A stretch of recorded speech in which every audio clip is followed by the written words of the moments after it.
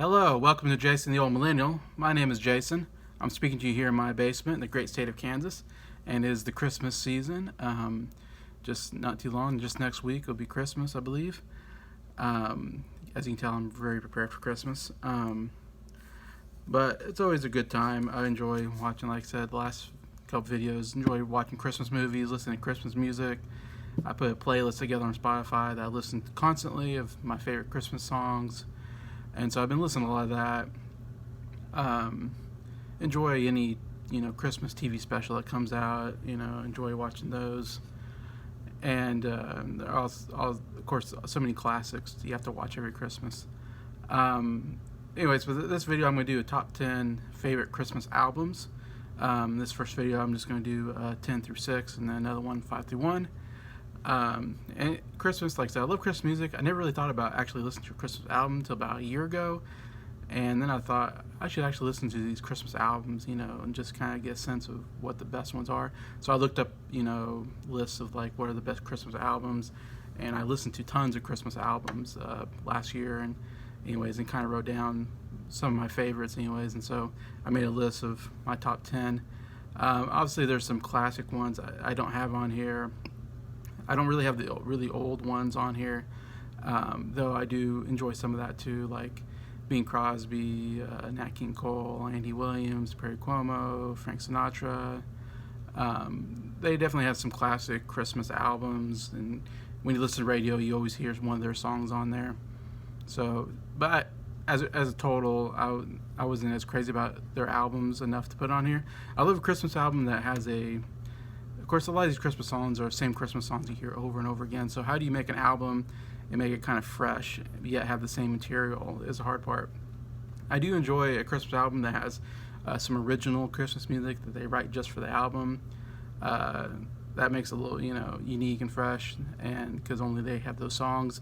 And then if they can try to do something different with some of the old classics, do a new arrangement of it, or do a duet or something like that, that kind of adds, something unique to the album that is different, because you definitely hear the same songs over and over again on these albums. So what makes them good is their version of the song. What do they do with that song that's different, maybe, or that's better than what maybe other people have done, or and some of these, of course, everybody's different. You got the power singers, you have people that are more countryish, you have people that are folkish, so they bring something different to the table, which I like. And you have bands that have more of a pop band or rock band feel to it. So it's good to have a little variety of different styles. Anyways, that makes it different, unique, and not just seem like the same old songs over and over again. Anyway, so mine list has mostly more recent. I have to admit, more of the more recent albums I've enjoyed quite a bit more. There's been some really good ones that have come out in the last 10 years, 5 years, anyways, that I have on my list. So I don't have any really real old ones, but yeah, so these are my top 10. At number 10, I'm going with an album called Together at Christmas. Came out in 2020, so very recent, just a year ago it came out. And the singers are these two male singers, Michael Ball and Alfie Boe.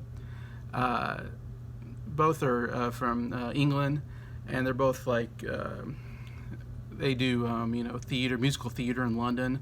They're really big at, and so they have this very, of course, really good voices. More for show tunes. They do more show tunes type songs.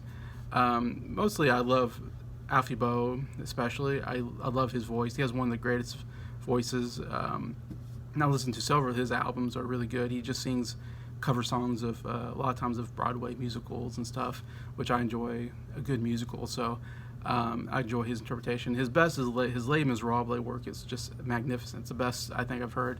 Les Miserables is probably my favorite musical of all time. I have a DVD of him playing Jean Valjean in Les Miserables at the London Theatre or whatever. So really I wanted it for him, but Michael Ball is also there. His voice not as good, but it's okay. It works as a male duet team, I guess. They've done a lot of touring together, and they did another album before this together, so I don't know if they're just good friends and they've been working together in the same industry, so they have formed a good partnership. Anyway, so this is an excellent Christmas album.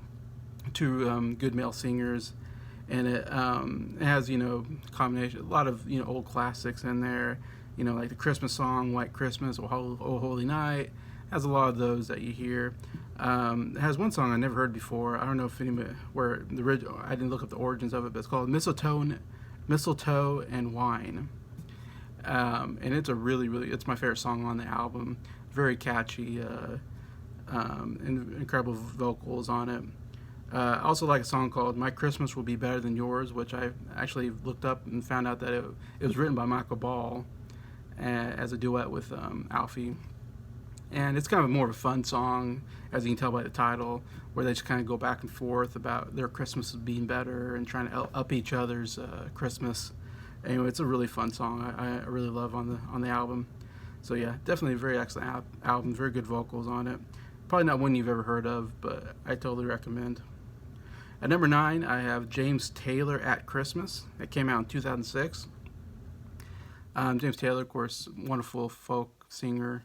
And like a lot of music Christmas music I listen to, are more of the really powerful singers that belt out the songs. Well, I like this album because James Taylor has the exact opposite. He has a really good voice, really like his voice. But as a folk singer, he has a little more laid back sound to him. His songs are a little bit slower, I would say, which sometimes I don't like that. But here, I think it works very well. His voice works with the songs that he sings. He doesn't sing the songs that really belts out. He sings some of the more slower, easygoing Christmas songs, but it works very well, like I said, with his voice. The song I think I've heard the most on the radio and probably the best on here is Have Yourself a Merry Little Christmas. His version, really probably my favorite version of the song that you hear a lot. Also, Old Lang Syne, his version is, again, probably my favorite version of that song that you hear and that's another one I've heard on the radio. To me, those are like two biggest songs on the album. Again, his voice just fits those songs so well. They aren't songs I normally listen to a whole lot, but I like his versions.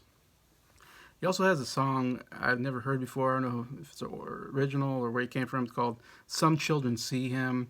I thought it was a really good song. I really enjoyed, especially since I hadn't heard it before. It's one I enjoy hearing a lot now. And he has some really good duets on here. He has Here Comes the Sun with Yo-Yo Ma, the celloist, which I thought was interesting. Interesting pick on here. He has The River, which is a cover of Joni Mitchell's song, which I really like, which I wouldn't think is a traditional Christmas song, but has some Christmas sounds to it that fit really well with the Christmas theme. Anyway, so yeah, I really enjoyed listening to him sing these Christmas songs. Number 8, I have Christmas in Tahoe. This is by the band Train. They did this in 2017, this Christmas album. It's most well known for the song that I didn't know was a Christmas song, really. You heard it probably from some Coca-Cola commercials called Shake Up Christmas. I remember, seeing those Coca-Cola commercials, and this song would come on during Christmas time. They did this thing, and I was like, oh man, that's a kind of catchy song, but I just thought it was like a commercial jingle that they wrote just for the commercial, which happens to me a lot. I always think, oh, this was a nice commercial jingle, but then I find out, oh, it's actual song that they took to fit the commercial. Anyways, I didn't know it was Train that sang it. I didn't know it was a Christmas song on an album. So when I listened to it, and I was like, oh yeah, I've heard this song before, Shake It Up Christmas. Like, it's a really nice, catchy song. If you know Train, I like Train. They have some good stuff. So it's just a really good Train song. If you like their type of music, which they have this kind of nice pop rock music, I would say, and the lead singer, excellent vocals from the lead singer. I really like what he does, and I like this album because it's a little bit different. Instead of, like I said, the belt out singers, this is more of an album that has more of a pop rock sound to it, which I don't hear as often, but I really liked it. I thought it worked well. Also, This Christmas is a really excellent song that I think I've heard a lot on the radio. Their version is probably maybe my favorite version of This Christmas on this album. And there's a song called Wait for Merry Christmas, which I thought was really good. It sounds like an original song I never heard before. Then you have songs like Oh Holy Night, Have Yourself a Merry Little Christmas. A lot of those old classics that work really well on this album. At number 7, I'm going to have 2 albums for number 7. because when I did top 10, I had 11 albums I wanted to talk about. So instead of cutting one out, I decided to put both of them at the number 7 spot because they both have a connection. That is, they both have John Denver in them. One of them is called Rocky Mountain Christmas, which came out in 1975, which is John Denver's Christmas album. Of course, John Denver's one of my favorite artists. Just again, like James Taylor, he's a folk singer slash country. He's a country folk singer, I guess you can say. So it's a little bit different sounding, but he has such a great voice and really easygoing, nice sounding voice. His original Aspen Glow is definitely the highlight of the album that he wrote. Kind of puts this picture of the mountains and Christmas. Of course, he loves talking about mountains in Colorado and stuff like that. And so, a really good song. There's a song called "A Baby Just Like You," another original that's really excellent Christmas song by him. Then he has a little more countryish songs that are unique. "Christmas for Cowboys," and I think maybe my favorite Christmas title is "Please Daddy, Don't Get Drunk for Christmas." I mean, how can you get more country than that? Anyway, it's very, I don't know what to say. It's a good song. I enjoy that song. And well, maybe that's true. Sometimes you do want to say that.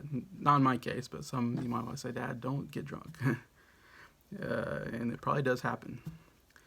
But he has such a great voice. "Way in the Manger," "What Child Is This?" He really brings out the great emotions of those songs. So yeah, definitely an excellent John Denver album, Rocky Mountain Christmas. And then the other song or album it's a tie for number 7 is "A Christmas Together," which is John Denver and the Muppets are singing Christmas songs. So this came out in 1979. So some songs are mostly maybe John Denver. There's a lot of songs that are really just the Muppets. And then some have both John Denver and the Muppets in them. But I'm a fan of the Muppets, and so I enjoy hearing the Muppets sing. And of course, the Muppet music's so good. Mixing with John Denver, just that combination works so well. Probably my favorite song on here that I hear on the radio a lot is "12 Days of Christmas," which is it's not one of my favorite Christmas songs. It's definitely this classic Christmas song that you've heard. Really not a lot to it, but I love that their version of it is really good because you have each Muppet taking a different day, so it works really well in this case with the Muppets. And you have Miss Piggy with the 5 gold rings, and I love Beaker, I think his name is, goes me because he doesn't talk, and so he comes on to do one of them, and you're like, okay, we have no idea what you're saying. And then it comes together. John Denver kind of sings the first verse, and then at the end they all come together. Very good song. Also love "We Wish You a Merry Christmas," their version, which is really just the Muppets singing, but a little comedy to it. With second verse, they're talking about bringing some figgy pudding, and then they stop. I think Miss Piggy and Gonzo maybe or something. They stop to start talking about what is figgy pudding. So they kind of stop and have a conversation within the song about figgy pudding, which is funny. And then I love. And then they say, "If we won't go until we get some," is like the third verse of the song. And Animal gets all excited and goes, want some," and he gets louder and louder, and they have to Animal, calm down. If Animal gets excited and goes kind of crazy. So I love that version. What they bring to that song is really fun. There's a song called "The Peace Carol," which is really, most of the songs, like I said, with the Muppets are going to have some comedy flair to it. "The Peace Carol," very beautiful song I never heard before, that has John Denver and the Muppets are singing kind of different lines of the song. And it's just a very beautiful song that I really love, that I haven't heard anywhere else. I don't know if that's an original or if that's a cover, but love "The Peace Carol." And there's also "A Baby Just Like You," which was off the Rocky Mountain Christmas album. They do this with the Muppets, so that's a good song that's on both albums. But yeah, definitely love that because it's a really fun album and very unique and good twist to Christmas music. The last album I'm going to talk about on here on this video, the number 6 album, is called "Noel" by Josh Groban. Came out in 2017.